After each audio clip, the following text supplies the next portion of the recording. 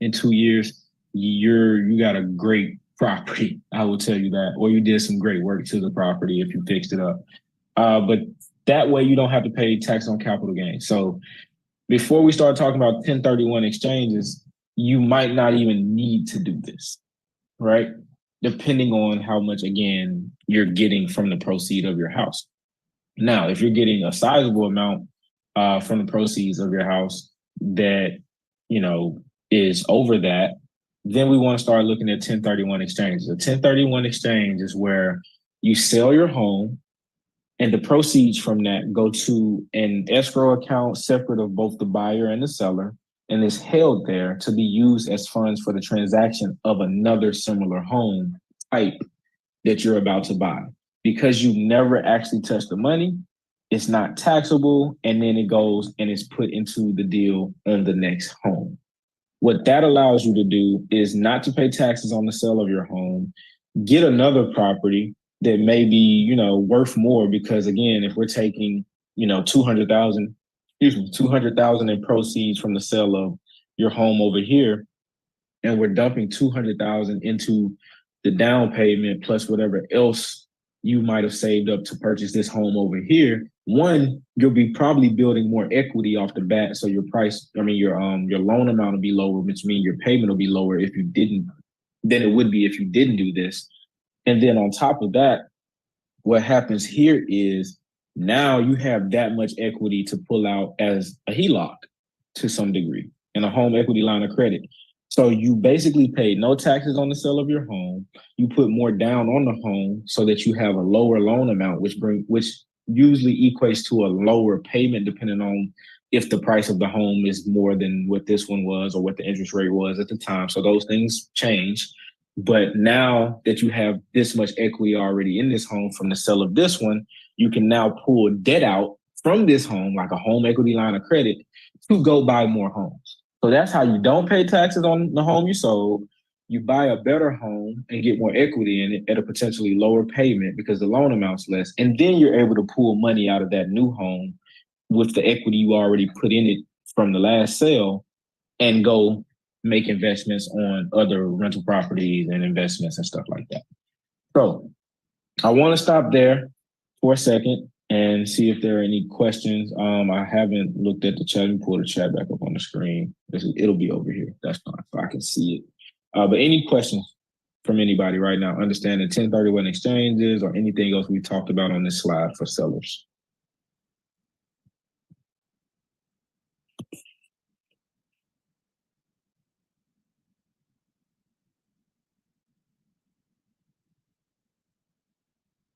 Gotcha. So from the community standpoint, I just want to answer that by saying it really depends on what type of home you have. There are professional stagers, and then you can go DIY a lot of stuff. But the main thing is that you want it to look good. If you're not going to leave it vacant, if you're going to have it and live in it or something like that, or maybe it's a more upscale property, and you have the budget to get professional stagers, and you want somebody to walk in and feel like they live there, and maybe you sell it furnished with all the stuff you staged it with, which also can inflate the price some. But it's two routes. It's just you can do it yourself or you can hire professional stagers, and you always want to do something that is again attracting the type of buyer that you want. So if you want somebody that loves modern finishes and bright spaces, then you want to stage it that way, because obviously if you do darker spaces, maybe the rooms feel smaller, and maybe you want to attract a buyer that likes things that feel larger, and those buyers typically are buyers that like to spend more money, right?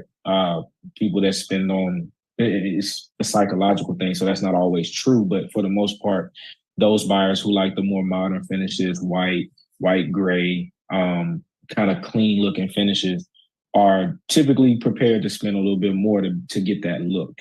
So if that's the type of buyer you're attracting, cool. And then you have staging that maybe is minimal, right? Maybe a couple of different things that, look good and fit.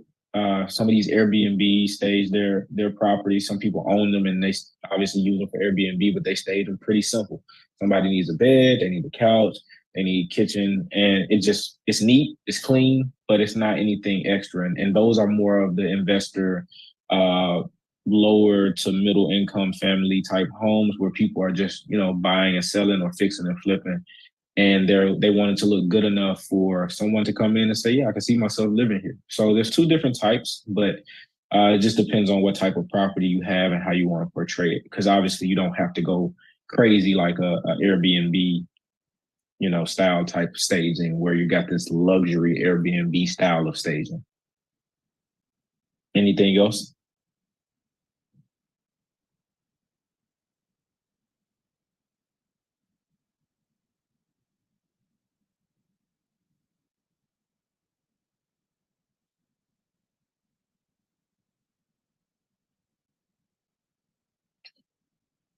So you get to write those off regardless from a tax standpoint, right? Like upgrades or interest, mortgage interest, different upgrades you've made to the home and stuff like that. Some of those things they fall in different categories, and all this again, like last time, it's not financial advice. I'm not a financial advisor. Please seek the advice of your attorney or financial professional. You can't sue me.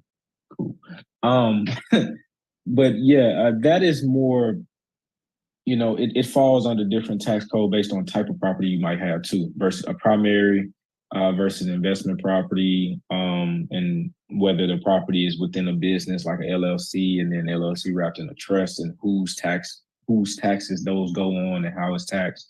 So that's a whole different process that's a little bit above my pay grade in terms of like actually trying to give you advice on it. But we do have tax professionals to answer those questions. You do get to write off some of that stuff to tell you exactly which things or not would be something that I would have a conversation with, which is why I stressed the importance last time. I stressed the importance of having a team. And it's not just about working with your realtor, but having a realtor that has a tax professional that's been working there for 16, 17 years, as well as other professionals in their own right. So, yeah, you can. But what exactly differs?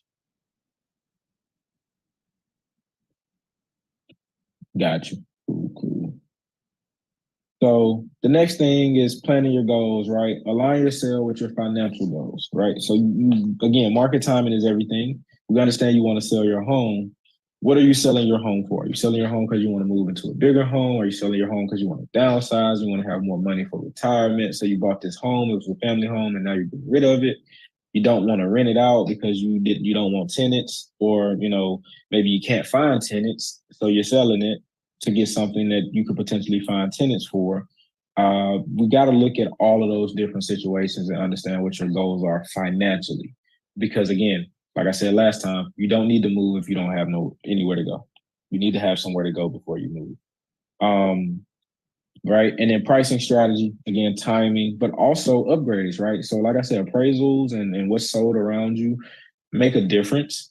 But if you've made significant upgrades that make your house worth more, meaning it's a new roof, right? Things that are material to the price of the property, new roof, beds and baths, maybe full remodels of kitchens and things like that, or upgrades, not necessarily new appliances, but maybe new actual cabinets and doors or knocking down walls and doing open spaces, depending on what all you've done to your home within the time you're living there and when you want to sell, can change the price as well. So we got to understand that we can price up because of certain things, and looking to see what's out there and what's comparable in your neighborhood that's sold recently is the job of a realtor. So that's why you work with us, so you can know those things. Because if you didn't know us, then you spend time, on Zillow or Redfin or wherever you go, but you don't have the full backstory and the pricing history and some of the other data that we have or that we know how to find. So it's always good to work with us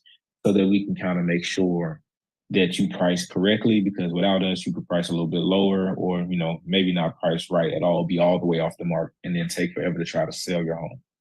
Um, and then avoid time and money pitfalls, right? You'll have more failed deals by not working with an agent, probably more than you would unless you have an agent background or you're an investor. But here's the thing, regardless if you have that background or not, you're not working around the clock to sell your home.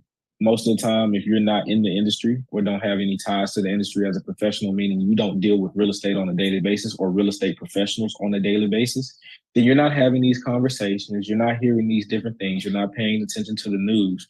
And you would be remiss to think that you're going to get the best quality service and the best quality uh, sales price and marketing and all those different things by just doing it yourself. And then if that's the case, then me as an agent, right, and I consider myself a professional, then you have to look at it and ask yourself, well, why? I have to look at it and ask myself, why would I want to work with someone who's not going to take it as serious as I do? Because I don't get paid until you close. So I'm not here to waste your time, and I don't want you to waste mine. So we got to look at it from that perspective in terms of like planning your goals and why you should work with an agent and what you're going to avoid by working with an agent. And that is something that we talk about during listing presentations, and we get our agreements and all of that stuff. So I have a question. Okay, Kofi, what's the question? I got you. So how we doing, everybody? First off, what's up? What's up? How you doing, man? You guys can hear me? I'm coming through clear? Yep. Cool. You're good. So my parents have a house in Connecticut, and this is kind of off topic, but they said they're looking to sell it within the next year and a half or so. And I'm telling them, I'm like, I think with the house needs work, like it needs a roof, it needs this, that, and the other. Would this be the best time to sell a house within the next year, or do you suggest like holding off, or like what do you think the landscape looks like from like a seller's perspective? I think that they'll be able to sell it next year, but I do think they need to make those repairs. And again, that's something we talked about last time. I don't know if you were on or not, but you definitely, but it's fine. You definitely want to make the repairs because the things that you don't fix become the things that eat up your sales price. And depending on how big your mortgage is or how much you have left on the property, which, depends. People are in different positions. You would think that people who have had the property for a long time don't have that much left to pay on the mortgage, but then you look back and you don't know that they've refinanced or something. So depending on what's left on the mortgage and what you fixed in the actual landscape could shrink how much you walk away with. As far as the landscape over the next year, I think they have a really good chance to sell the home at a good price, especially again with interest rates coming back down. Buyers are going to enter the market, as early as today, right, with this rate cut. And I think inventory is going to end up being kind of rather stable, maybe increase a little bit. A lot of people bought homes during COVID, so they got great rates, and a lot of them aren't going to sell them. But the people that did buy homes in COVID that were overpriced, especially probably in that area, because that northeastern corridor is where a lot of people left from because COVID, it was locked down up there. So it just depends. It's really hard for me to tell you without knowing the neighborhood and actually what's going on there. But I do think they have a good chance of selling it for a good price, but they need to make those changes and fixes. And if they're working with a realtor or not, if they want to sell it, I actually might have an investor that I met over the last couple of weeks that is from Connecticut that might know the area and be willing to buy that type of property. I don't know what type of property they have or not, but there could be some upside, just me and you talking about that offline as well. But yes, they should be able to sell it. It should be good. Do you know how long have they had it your whole life? Yeah, 2006 they bought it. Okay, 2006. So yeah, they should have appreciated considerably. Like I said, I don't know their financial situation, how much they have left on the home, but I know again that area is pretty good. It's not obviously nothing's Florida. Miami is a different animal, so I don't expect them to sell a shack for $500,000 like some houses are sold down here. But depending on what type of property it is, they should have some appreciation, some equity built up, and be able to make some changes depending on if they want to move somewhere else out of Connecticut or somewhere else in Connecticut. So I think it's a good job, a good plan for them to try to sell that within the next year if that's their goal. Copy. Yeah, we should definitely talk online or offline about it at some point so we can get to the details about it because it's sort of a pressing issue right now. Yeah, for sure. We can talk about that, and we can talk about any agents that I might be able to get connected with in that area to refer your parents to and for them to work with. Appreciate it, man. Yeah, no, I appreciate you. Thanks for the question. All right, so buying your home, we're going to move on, obviously, for time's sake, because I took up too much time at the beginning with my lack of technical skills. Buying your home, what you need to consider, the key factors. What is your financial health? Where are you credit wise? Where are you in terms of what you're saving up? Where are you in terms of life events?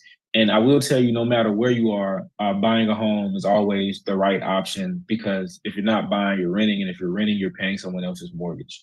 You can refinance within the first few years if it makes sense. I would say you can refinance within the first 5 years.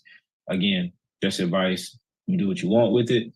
But within the first 5 years, at a higher rate, if the rate drops, having a loan for 35 years versus 30 years, again, isn't that bad to me, because there are ways to shave off 5, 7, 8 years or so by just paying your mortgage bi-weekly instead of monthly. So those 5 years where you might refinance if you bought at a higher rate are negligible if you know how to kind of play the game in terms of how you pay your mortgage. So checking your credit score, your debt to income ratio, paying down credit that's bad, and getting it off your credit report, decreasing that debt to income so you qualify for certain programs is really key. Life goals, are you trying to make an investment in an investment property or something that will be an investment property in the future? Are you trying to have a family home? Are you trying to do house hacking? Like, what is the goal for you? Where do you want to live? Because you got to live in these areas. You don't just live in the home, you live in the area. So what suits you? What's going to put you in the best space for you to be successful in your life? And then loan options, right? The overview of whatever loans, right? So FHA is a more stringent type loan that has mortgage insurance attached to it, PMI. And then you have conventional that doesn't have that if you put a certain amount down, or when you get to a certain amount of equity within your property, you can get rid of it. You can just call and say, hey, I want to get rid of PMI. And they'll look and see if you qualify based on the equity that you built up for your loan, and then they'll say yes, okay, you qualify, or no, you don't. And then you got VA, which is for veterans, no down payment. So you veterans got it the best in terms of buying a home. And then special programs like Hometown Heroes, where they've actually opened it up as of this year. And if it gets refunded or not, we'll see. But this type of program is one that qualifies people that work in brick and mortars in Florida. It used to only be for first responders and nurses and healthcare professionals that were clinical, and they needed to get homes. And it was like, okay, we'll give you this much money towards closing costs and down payment, et cetera. So there are special programs out there besides that people can take advantage of. But obviously, you got to qualify, and you have to, purchase a home within a certain amount of time, because those funds are allocated for people that qualify. But if you don't use them, they go back into the pool, and then somebody else can get it and be qualified based on what's left in that program. So going through all of this and understanding where you are as a buyer is key, because if we can be in line with all that, understand what the pre-approval amount is, and make sure you look good on paper, then you got a stronger offer, because sellers want to sell to people that they feel like are going to qualify so the deal can go through. And agents have to look at the paperwork and say, hey, this is a FHA, this is a VA, this is what they're offering, explain it to the sellers. And then the seller ultimately makes the decision. But agents do have to make sure the sellers understand which type of loans have, more stringent inspection processes, which type of loans are, doing well or not well right now in terms of who's getting approved, and then the credit scores that are getting approved right now, all the things that lenders can look at and give us feedback on, because you might have a high degree or high number of people getting approved for FHAs and maybe a lower overall credit score now, because people are trying to get what they can get and do mortgages. And it's like, well, those lower credit scores are there because people, don't look as good on paper or have made some bad credit decisions in the past. If they made them in the past, then they could maybe not qualify because of something that they didn't know, right? Because they're not as financially astute. So we're not discriminating on credit score. We're just making sure we understand the whole landscape before we make an acceptance on an offer, and then the deal falls through. And now we're waiting for another 2-3 months to get your home sold, and the buyer is waiting for another 2-3 months to find something they qualify for and want to be in. So making sure you're right as a buyer helps both sides, and it helps you get what you want, which is the home, and it helps the seller do what they want, which is to sell it. So your financial health weighs a lot. Any other questions before I move to the next slide? Cool. I want to talk a little bit more about securing your future and setting yourself up for success as an investor, investment, or primary resident is concerned. House hacking is the key, right? Like if you have the ability to go buy a rental property where you're creating wealth through renting out 1 or 2 units, if it's a duplex, if it's a triplex, if it's a fourplex, right? 3 units. Whatever you can live in where somebody else is standing on the other side, they do not have to know that you're the owner. You can set it up where you don't, they don't know you're the owner and stuff like that. You can pay a property manager to handle all of the rent and stuff so you don't have to. And you can put tenants in those other units and they can pay the mortgage and you can get a little bit of free cash flow and you're living for free. If you didn't have to pay 2 or 3 grand or whatever you're paying a month to live, and now that 2 or 3 grand goes in your pocket and you can save towards the down payment on the next property and then put a fourth person or second person or whatever, third person into that property you're living in after that first year, now you have 2 to 4 doors of income. You saved up all this money to buy another home that you know you qualify for and you have down payment for, or maybe a down payment plus. And if you got extra money, you might even be able to buy down the interest rate, which is key because then you can just get a lower payment. And now what you're making from the investment property can subsidize what you're paying on this mortgage for this other property. But you have to be willing to, again, go house hack. And you gotta, want to do that. So you look at it for investment or primary resident because you can do a FHA or conventional for a fourplex or something like that as well and do the same thing.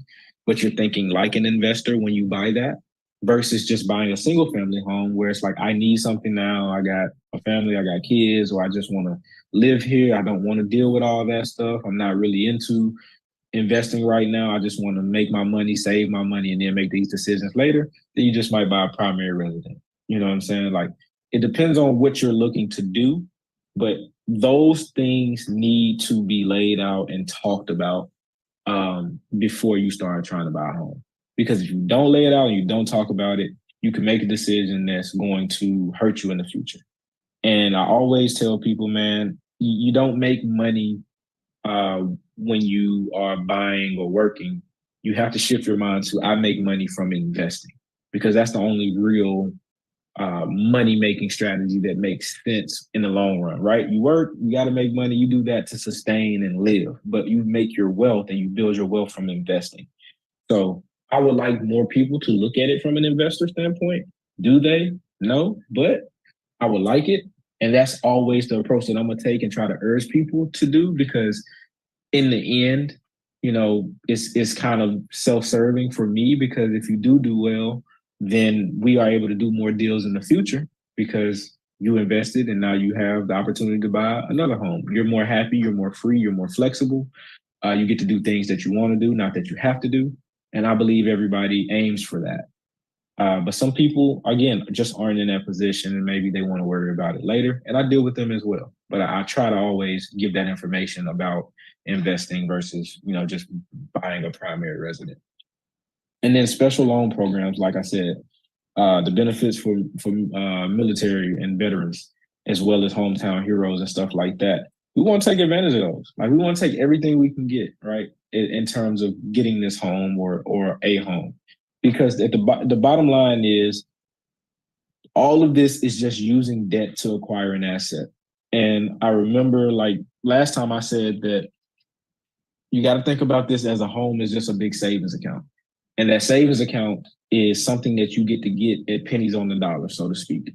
You get to put 10,000 down and you get to get $300,000, $400,000 property because you qualify for grants or you had this much saved up to put towards it, and then you only needed this much to get the rest of the deal done. Like there are different programs and special loans and stuff like that that mortgage lenders have. This is why we shop with multiple mortgage lenders because different lenders do different type of loans for different type of people.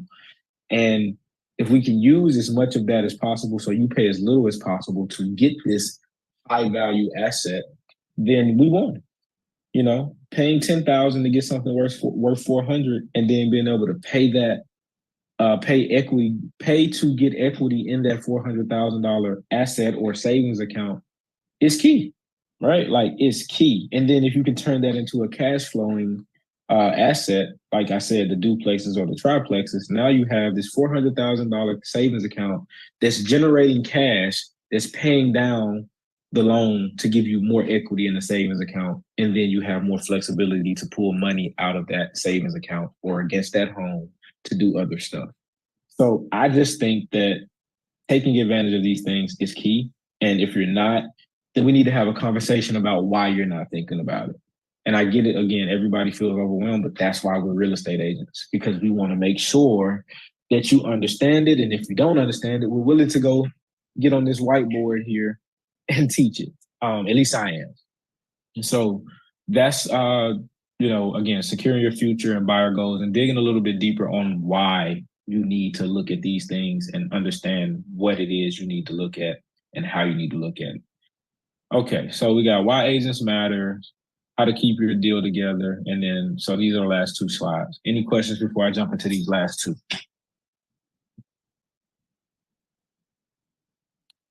Cool, no questions?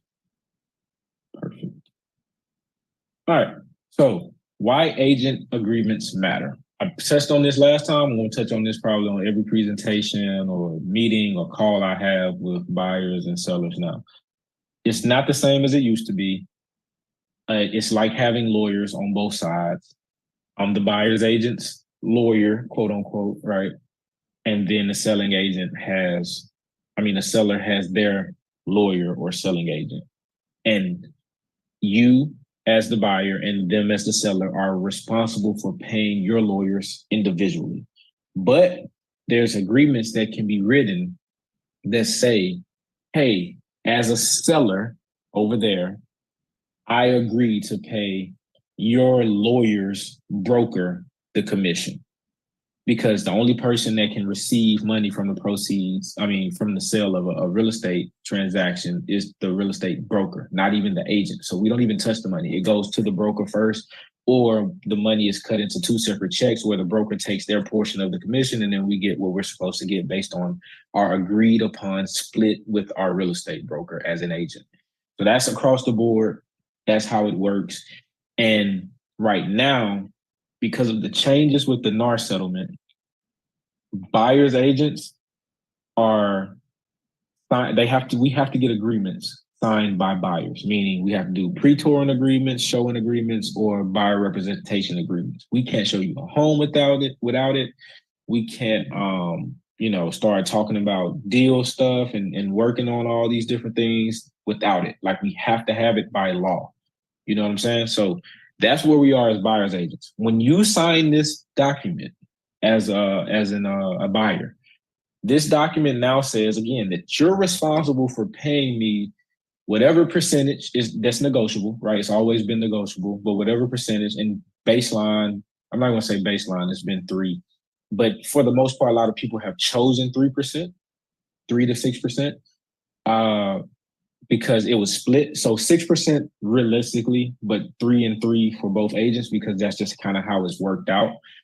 And all of that was happening during the transaction. When the seller received the money, all the money was received and then it was split and just sent. Now, that's not how it works unless the seller agrees to do that. Now it works this way. If the seller says, hey, I don't want to pay the buyer's broker, then they don't have to, right? And again, now, if you go buy this $100,000 house and you said that you were going to pay me 6% in commission, and they don't want to pay me the 6% from the proceeds of the sale, then you're responsible as the buyer to pay me that $6,000. So there are ways for us to look at this. As a buyer, you have to ask yourself, hey, do you still want to see properties where I might not get paid from them, even though you don't have the extra $6,000 on top of the $100,000 that the price that the home cost? If that's the case, then you just have to let us know that in writing, and then we can say, okay, cool, we'll make sure that we try to show you more houses that have commission included for me. And okay, got it. I'll do that if that's what you're asking me to do, because you feel like you're not going to be able to pay the commission should you like a house where the seller isn't offering to pay me from the proceeds of the sale. So I hope that makes sense. I want to stop here before I go forward on it anymore, because I know it sounds confusing, but for the most part, if sellers agree to pay us, it's the same as it's always been. But if they don't agree to pay us, that's where it gets tricky, and we have to understand what your financial situation is. But again, any questions on that right there? Mm-hmm.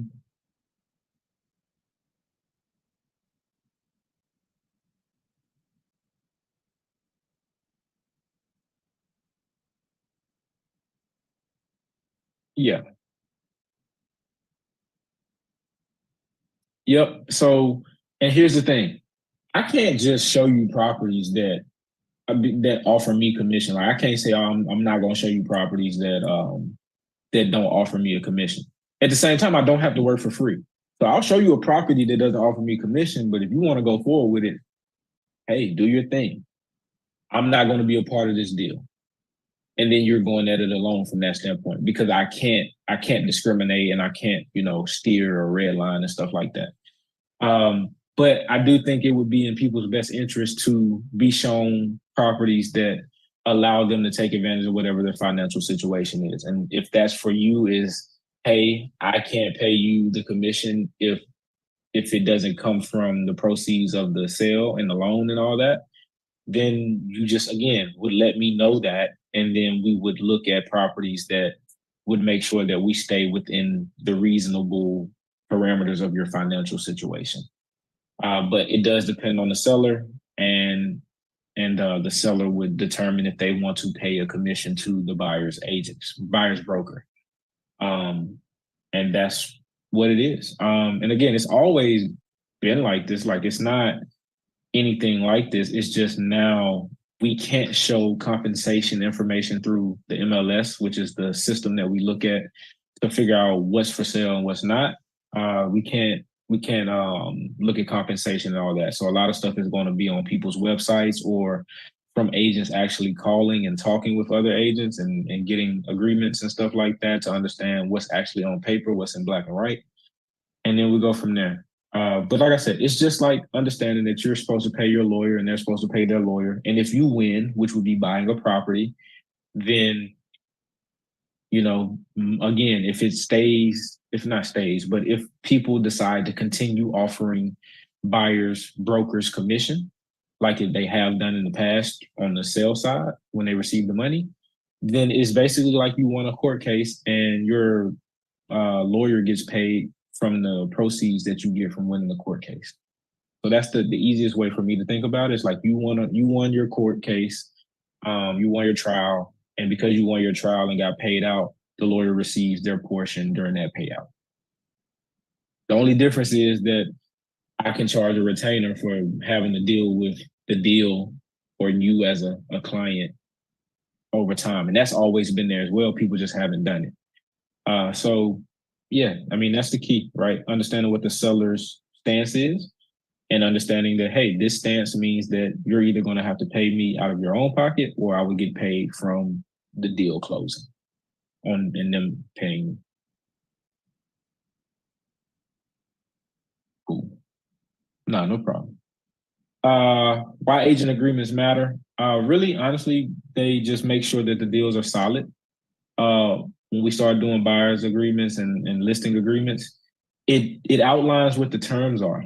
And from a buying standpoint, right, not being able to show you anything before you sign it basically is me really understanding where your commitment level is. Because if you're signing it, you're serious.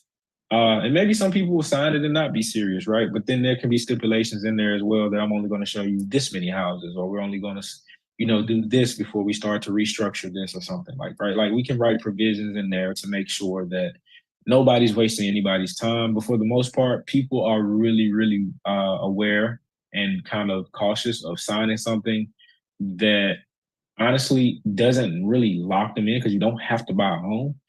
But it's a commitment when you sign it. And it's going to show a lot of people, it's going to show me as an agent, a lot of people, or where a lot of people stand in terms of their commitment to actually buying a home and doing a real estate transaction to do something significant, probably the most significant thing they've done in a while or in their life, potentially. Um, and then the risk of no commissions, right? Like, so sellers trying to skip out and all those different things. These documents help us make sure that doesn't happen. And it just keeps us within the parameters of the laws of real estate. So I think it's really great. And it's an extra step. And we have to be more we have to explain more to people now. But I don't have a problem doing that. And I actually was a fan of doing this when I first got into real estate. And everybody told me it was going to scare people away because nobody was like, people didn't generally do it, at least not down here in Florida. But then come to find out, as I've learned more about this settlement, there's 18 states where they've been doing this and it's been mandatory for them for years. So I'm like, oh, well, other people were doing it. And y'all just were saying that I'm not going to get any deals. I might scare people away. And I get it. Again, a lot of people down here, the culture of down here, people ain't trying to sign nothing. They might not understand it fully. They might not get it explained. So I can't be mad at them because I'm going to look at what I sign as well before I sign it. But this is not a bad thing. This shows us if you're committed. And if you're committed and you sign this, then you're probably going to have a better situation with your agent because they know, hey, this person really wants to buy. So it does benefit you. You get somebody more focused and ready to help you buy a crib. And then how will you keep your deal together, right? From a buyer standpoint, we make sure that all the steps are taken care of, that you qualify and everything looks how it's supposed to look so that you can get in the home that you want. From a selling standpoint, right, they manage offers and paperwork and negotiations, and they try to make sure that as a seller, you're not getting, robbed or people aren't nitpicking and trying to haggle you to the point where it's unreasonable. And obviously, again, taking those phone calls, all those emails, et cetera, like we're earning our money when we deal with a million different agents that say a million different things because their buyers are saying a million different things and then they're disappearing. And then we trying to communicate with you as a seller. And now you think all this stuff is happening, but it's like, until we get some solid stuff in writing and we kind of review it, it's tough to say. And then at the end of the day, the choice is always going to be yours, but you need an agent that's going to give you all the facts and also probe to get all the information that needs to be gotten for you to do a deal. And then as far as people, like on both sides, sellers and buyers, agents, the contract, the coordination, the email, auto signatures, the filing, all of that is done on both sides. We have to do that. We want to keep track of your deal. We want to stay organized. And then working with title companies, insurance, insurance agencies, inspectors, appraisers, all of these different people to make sure that your house or the house you're buying is up to par and will pass appraisals and stuff like that so that it can actually be sold. And also dealing with homeowners associations. Jesus Christ. HOAs. Oh my goodness, bro. Yeah, don't get me started on HOAs, but we got to deal with them. And we should get a commission for that alone. We should get a commission for dealing with HOAs alone. Facts. I don't care what nobody says.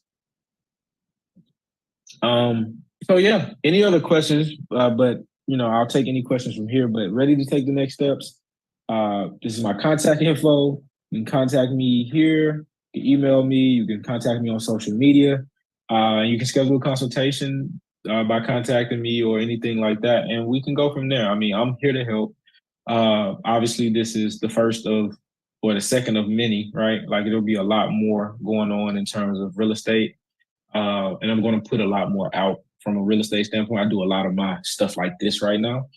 But I'm gonna put a lot more on social media. I'm gonna give a lot more tips. I'm gonna talk about a lot more things deeper to try to make sure that people understand it. Because I do want them to understand, like, I am a professional. This is what I do.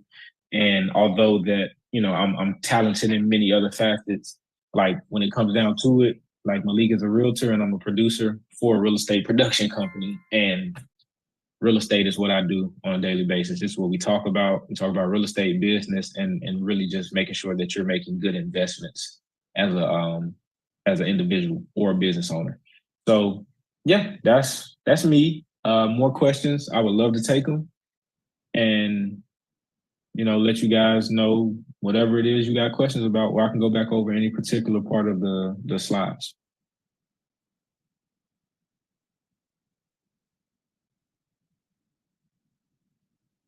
Cool. Okay.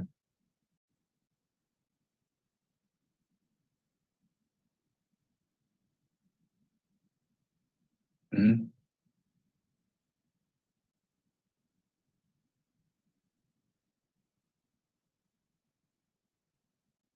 That's the possible. It's possible. Like that's generally how it works. That's not necessarily what's going to happen immediately, right? Because again, the price is just like supply and demand for other stuff. Meaning that if I got a low supply, so if I got a little bit of houses and a lot of people that want to buy houses, well then the prices don't go up. Um, and usually usually the way the interest rates work with that is, well, there's a lot of people that want to buy this house. They need to qualify for this house. In order for them to qualify for this house and me to do all these loans, because I got a lot of people that want to do loans, the interest rate comes down because I don't need to make more per person that does a loan, right? When there's less people trying to buy, I need to make more in interest on a loan. That's how banks are thinking. So that's why the price of the home goes up and down. Because if I charge somebody 10% interest, and maybe I can only get 5 people that want to buy homes when I'm charging 10% interest, then the 10% interest, one, makes it harder for them to qualify for this home at this price. So the price of the home has to drop for them to qualify and for the deal to get done, for these to come to level. So the interest rate just kind of adjusts based on the buyers and sellers. What happened during COVID is the interest rates were down, home prices were up, interest rates spiked, home prices didn't drop as much. You see what I'm saying? So because that happened, interest rates spiked, less people were buying, but homes weren't dropping to where people could kind of level out and come together to do deals. So that's why a lot of homes stayed on the market longer. And a lot of people weren't buying because the home prices weren't low enough for that rate to make sense for them financially. So that's the rate to home price relationship, so to speak. I hope I explained. I tried to do my best because it's not necessarily an easy thing to explain, but yeah, that's really what's happening.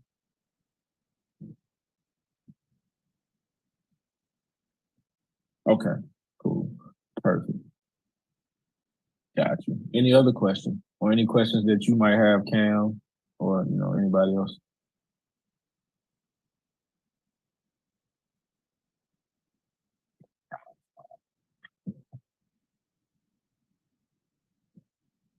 All right, cool. Well, I guess that's a wrap. Another successful one. Another successful one. Yep. And I'm gonna try to figure out how to explain this stuff simpler. It's tough. It's not an easy thing to explain when you talk about real estate, because every deal is different, which is why you need an agent to kind of understand what's going on in the deal and figure out the pieces to the puzzle that are going to make the deal work. And finances and all that type of stuff changes. I mean, it's an election year. Depending on who wins the election, could change a lot of different things for people's pensions, 401ks, stocks, and stuff in the market, how they're already invested, and what happens to their stuff based on what they're invested in. And their ability to do different things will change just based on what this year is alone from a political standpoint. And then the rate cuts and stuff. So it's just like, man, it's not as simple as I would like it to be to explain. But if it was, then it wouldn't be a job out here for someone like me that does it. Because if it was simple, everybody would do it. So the rate cuts, was that like a political thing, or who's in control of that? Oh, no, the Federal Reserve is in control of the rates, right? So that's not a political thing. What happens from well, I take it back. It is a political thing, but it's based on a larger financial market and economic thing. So what happens from a standpoint of the stock market is wealth is created through securities and debt. And this is going a little bit deeper and probably past real estate. And again, I'm not a financial advisor, but this is my understanding. Wealth is created through the banks loaning out money. People that take that money and go buy assets, their cash flow, build their wealth because they create something that makes money and stimulates the economy. When that happens, more money circulates, which is why so many people are in favor of Republican policies. And it's not a Trump, like for me, it's not a Trump or a Kamala thing. It's always a policy thing and more of a Supreme Court thing when I look at that. I won't get too deep into political affiliations because I know that's a sore subject for a lot of people. But you have to be able to look at that as black and white and understand what the policies are. Republican policies traditionally, and obviously within the last, I would say, traditionally within the last 20 or 30 years, are more towards stimulating the economy and keeping the rich rich, obviously, but the rich are rich because they've created these systems and things that stimulate the economy. When they're in power, it's more cash flow going around. There's more cash flow going around, and there's people making more money to do these different transactions. Again, like I said, if there's more people out there doing buying behaviors in real estate specifically, then the rate is lower because I don't need, as a bank, I don't need to charge as much interest to make as much money on each person that I give a loan to because the economy stimulating everybody out here with this cash to be able to do these deals. So when the rate cuts come and buyers flood the market, it's because the rate is lower, meaning the bank doesn't have to make as much per loan that they give out. And that's what, again, affects the sale price of homes on a larger scale. Again, wherever your zip code is and what you're trying to buy and the type of house you're trying to buy still makes a difference. But from a grand scale, meaning how we look at all the data across the board, that's why the rate cuts matter. And that's what the political affiliation has to do with it, because the political affiliation has to do with how the whole system works. And when you start talking and looking at democratic policies, it's more of when I was in healthcare prior to this. So Obamacare is nothing more than people who have the money to pay for healthcare subsidizing people who don't. That's what Obamacare is on the ACA, Affordable Care Act. There's subsidies and things that make sure that people who don't make a lot of money are able to get healthcare, because we're not going to, but at least I don't think we're going to ever get to universal healthcare in this country. But what that means is, again, people who are making money and stimulating the economy because they have business are keeping less money and subsidizing people that aren't necessarily making money, but they're giving them the environment, the health care, facilities and treatments to be able to be healthier, to grow into potentially becoming more like the people that are making the money and stimulating the economy. But what that means is, because there's less money in circulation, because these people up here have less money to build the businesses that generate the cash flow that stimulate the economy, because they're not keeping more of it, they're paying it into the government. Now the interest rates go higher, because again, banks have to make more per loan because they aren't putting more money in circulation, because their businesses and their margins are now squeezed because of the political environment and policies around what they do. So I've always been someone that feels like, the House and the Senate and all of that matter a lot more. Supreme Court matter a lot more. And kind of having a balance, because I think the country works better with a balance in terms of understanding the policies and stuff like that. It just makes sense to me. Like, if everybody on here had the same perspective or did the same thing, we wouldn't be able to teach each other. So that's how I've looked at it, and that's kind of I hope I answered your question. Let me know if I didn't. But no, that makes sense. Makes sense. Yeah. So that's generally how it works on a larger scale.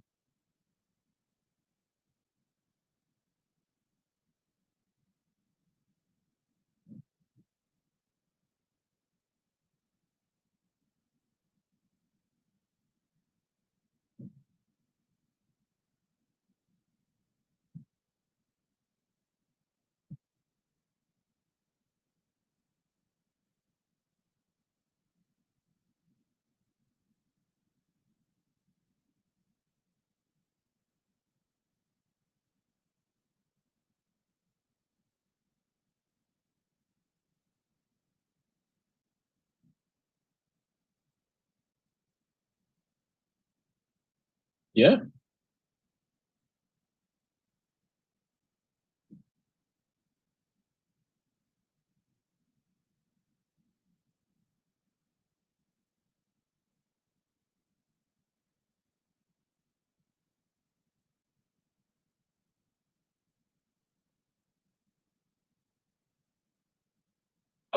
The last thing I'll say from a real estate perspective and why real estate is the game of choice that I think is best for a lot of people. Doesn't mean you can't make money in other stuff, the stock market and other businesses, but from a standpoint of, like I said, the banks, money is imaginary, to a degree, right? It's the thing that we came up with so we don't kill each other over apples and cows.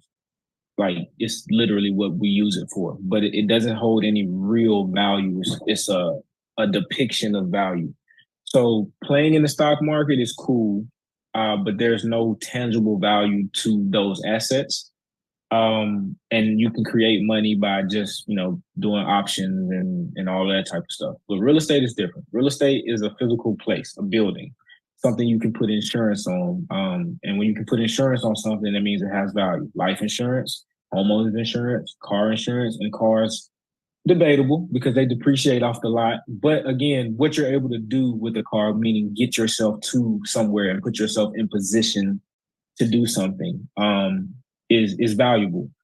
So I don't, I'm not deep in securities or stock market stuff, but I don't know if they got E-Trade brokerage account insurance, but they got insurance on all this other stuff. So I just look at where the insurance is, and outside of life insurance and you being a human and your life being valuable, your real estate is probably the next most insured thing that you would ever have or should have, because you should have life insurance if you don't have that as well. And that is why I think about it, and that's how I think about it, and I think that it's important. And yeah, I think that a lot of times we've just gotten so far away from looking at what's right in front of us. Again, look at what people put insurance on, and you'll see what's valuable. And they do it on life, homes, and cars.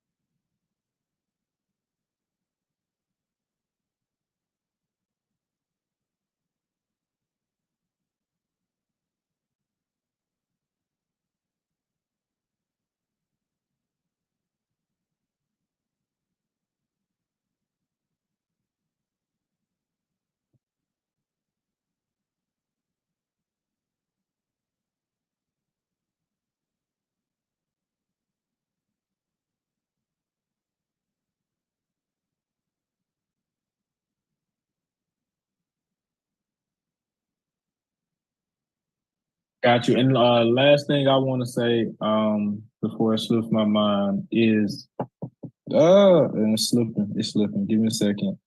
Give me a second. Again, brain fried. What did I want to say? I forgot it. It's fine. I'll say it later, maybe. Oh, no, I got you. I got you. As far as, monthly and how we decide to do that, just get questions, right? Like if y'all in the community watching this, please send questions in because it's a lot more engaging when I'm answering something that you're interested in.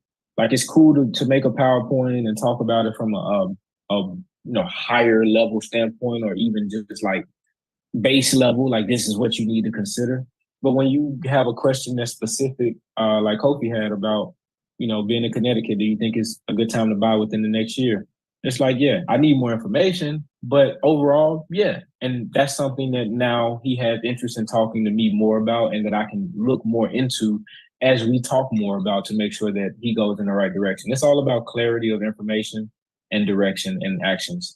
So that's the goal. It's not just let's talk about it. Like we got to do something. And I want to make sure that everybody who has a question and brings it to me is able to do something. So, like Cam said, appreciate y'all, and it'll be more to come.